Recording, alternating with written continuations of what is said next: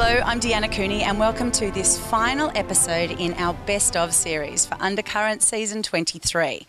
First off, we're heading back to Episode 5 where we attended Sculptures by the Sea 2018. We visited the opening day to have a chat with some of the artists and the curators of this incredible installation to talk more about the wonderful art. One of Perth's most popular beaches has recently been transformed, now covered by breathtaking artwork. This year's 14th annual Sculpture by the Sea exhibition supports the work of local, interstate and international artists. And today we're here at Cottesloe Beach in Western Australia to speak to some of these inspiring artists.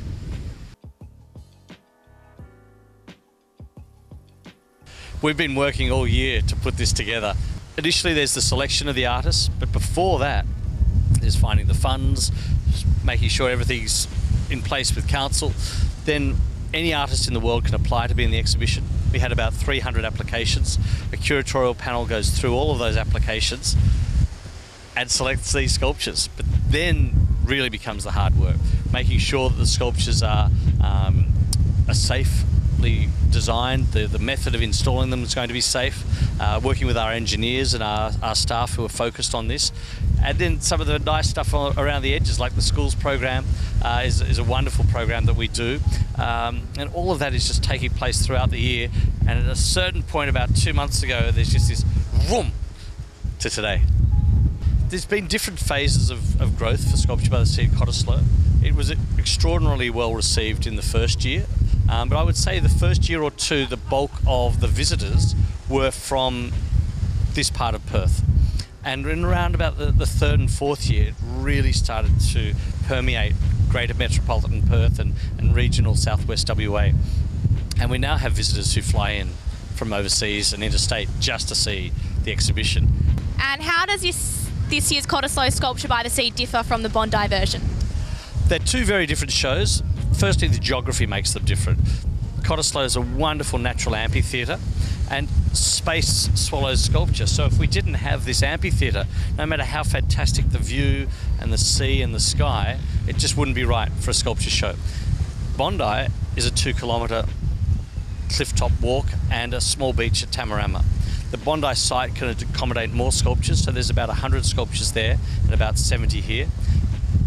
Sunrise in Sydney, Sunset in Perth, a transnational series of exhibitions with artists from around the world. So there's a lot of aspects of the shows that are similar, and maybe 10 to 15% of the works from Bondi will come here, and from here will go to Bondi. But they're essentially very different shows. It's very much my pleasure to announce the recipient of the WA Sculptors Scholarship. Congratulations to Sally Stoneman. Yeah.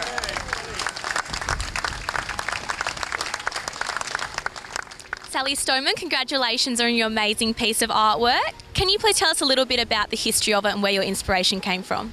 Okay, so the title of the work is Seed, and it's nature inspired. So the work, I collect the wire from the wheat belt of Western Australia, and I use the fencing wire to create sort of natural forms. And this particular piece, obviously, I'm sort of trying to get the audience to look within. I can imagine quite an extensive process. And you have received $10,000 cash prize money. Where will that money go? Will it go towards another project for you?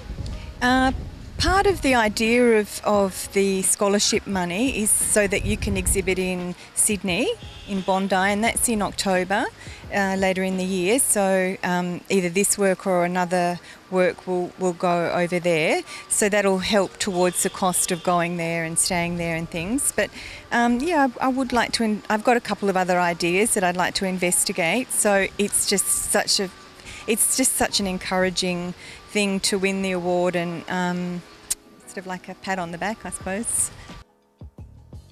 Jeff, congratulations on your amazing sculpture. Firstly, tell us a little bit about it.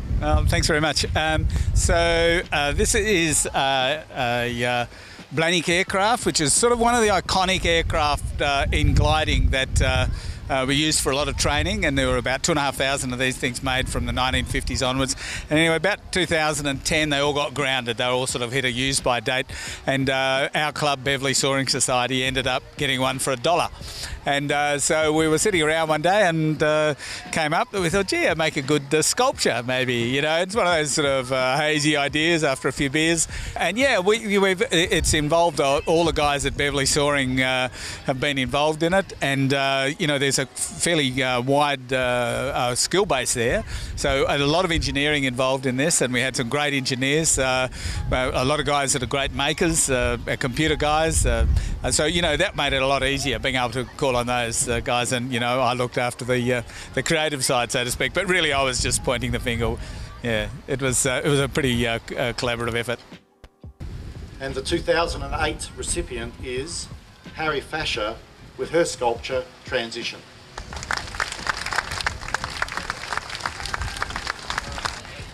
I'm in shock. Yeah, it's a bit dazed and confused. It's rather amazing to be given the privilege of representing all the artists, is how I feel. There's so many beautiful works out here, and my work is being given the light at the minute.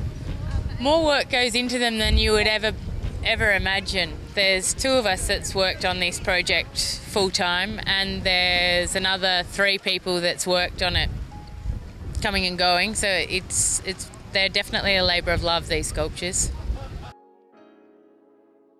I'm Annabelle Pinardi reporting for Undercurrent. And next we revisit 2 African-Australian sisters, both making a big mark in their respective fields. One is a featured comic book artist, the other an amazing fashion designer. Deepika Raj reports. The thriving arts and culture scene in Perth is seeing a rise in artists every single day. Today, I'm here at the Okora residence to meet the Okora sisters.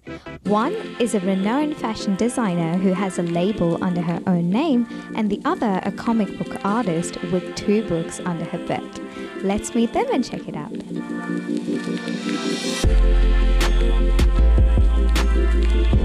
Well, I grew up watching my mom, so that's where I also found a passion for it. So when I told her I wanted to be a designer, in Africa, maybe not so possible, but here in Australia, she has always encouraged us to follow our dreams. And when she just saw the response to my design, she just said, you know, why not go for it? So my mom has been very supportive. My dad was a little bit apprehensive at the beginning, but since then, when he has seen that my clothes are now being stocked in boutiques in the US and also in Asia, he's sort of jumped on board. So that has been really great. Of course, my youngest sister, Regina, she's a comic book artist, and she was the only one in our family to take art seriously and study it. So she inspires me and gives me courage to keep on going.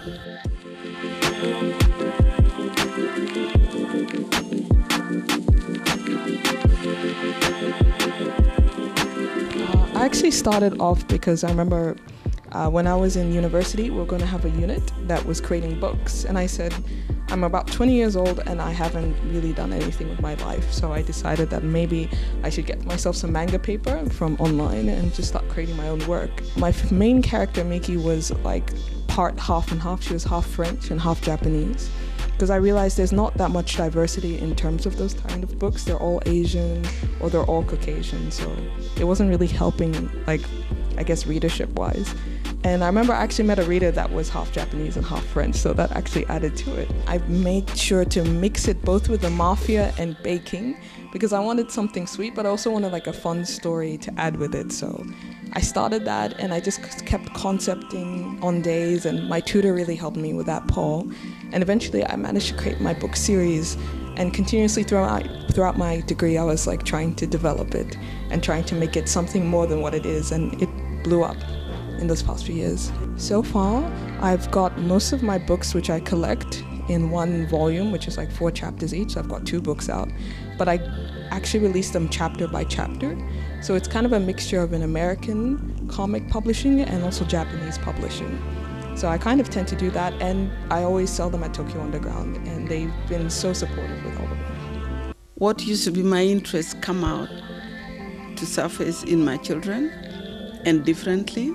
For example, from primary school, I could tell with us that had talent in all her school assignments. She would really present them in such beautiful attire, She would draw pictures next to her assignments, and she always got stars from her teacher because of that. When Jean came, and I couldn't believe to see that the kind of art she was gravitating towards was comics. And back in Africa, I really loved comics. I always looked at these old magazines and went to the comic pages, but it is something I never discussed with my children. Now to see that one of them was really talented in comics, I couldn't believe. And so they just went to school like ordinary children. And each of those talents, they just kept maintaining them. All I needed to do was get them whatever they needed, the equipment, the pencils and, papers for drawing, and just encourage them. But locally, it's really been the people. They've been so supportive. My models they've followed me, my entire career, as short as it is, and they're 100% behind me. So that has been really great, just to see that within Australia there is so much local support from people, from the media. Yeah. A lot of things that my tutor asked me was that, do you see anybody else in Perth doing what you're doing? And in that way, she wanted to encourage me to also seek a different career. But I say that's the reason why I'm doing it, because nobody else is doing it. How can somebody not do anything and expect something to grow out of it? This is Deepika Raj signing off for Undercurrent. A few weeks ago, we met up with Hungarian pianist Peter Bence, a globally renowned music artist. He was here in Perth to kick off the first leg of his premier Australian tour. We were there to find out more. Peter Bence is a world-famous Hungarian music producer, composer and piano player. He has a wide social media following with over 1 million Facebook followers. Furthermore, he has an extensive achievement list, currently holding the title of the world's fastest piano player by the Guinness Book of Records. This evening we're fortunate enough to speak to Peter about his achievements and hear him play live.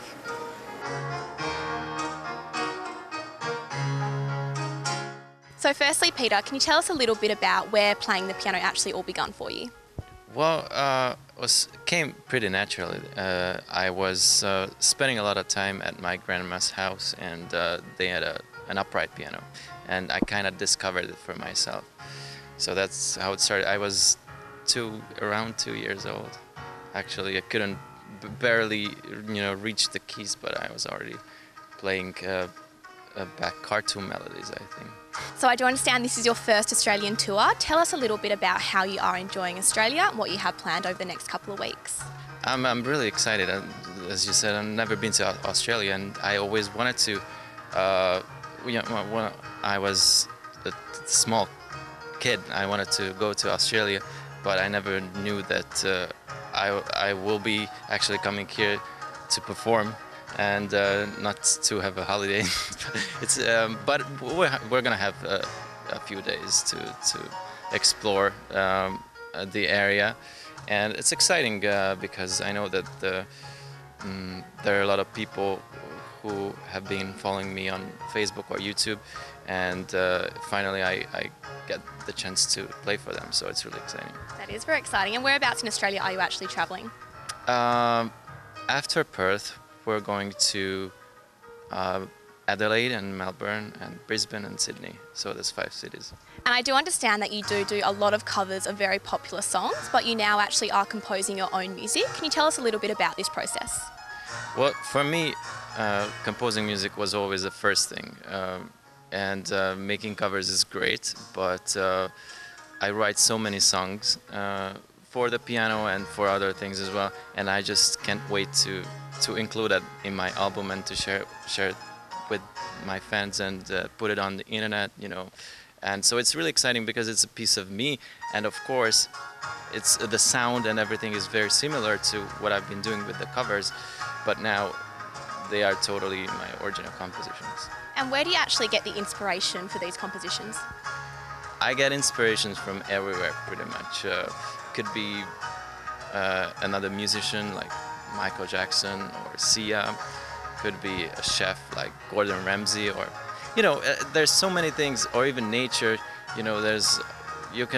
Inspiration is like grass. You can pick it up from everywhere. I mean, if you're in the mood, of course, obviously. So what does being a piano player in the 21st century actually mean? How does it differentiate from decades ago? I think there's a preconception about piano that it is, very traditional, kind of, classical, and you have to play it a certain way, and every other thing is, shit. But my purpose, or my motivation is to show people that piano is actually really cool, and that's why I'm connecting the classical world and the popular music, and to me it's just about making piano cool again, something like that. And Peter, I do understand you do hold the title as the world's fastest piano player in the Guinness Book of Records. Tell us a little bit about how you got to that title. Well, I always played the piano very fast, something that came naturally, and I wanted to play. When I was studying classical pieces, my teachers would freak out and tell me that you shouldn't play that fast. And so they joked, of course, a lot of time, teased me, and they actually told me that I should bring it's the perfect Guinness World Record for me to bring. And I wasn't, no. And then 1 year later, I did it. Thank you so much for your time, Peter, and best of luck tonight. Thank you very much.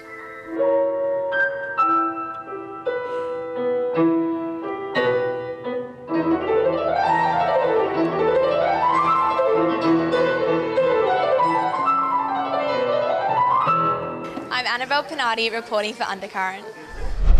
Don't go anywhere. We'll be back right after the break with more of the best stories from season 23 of Undercurrent.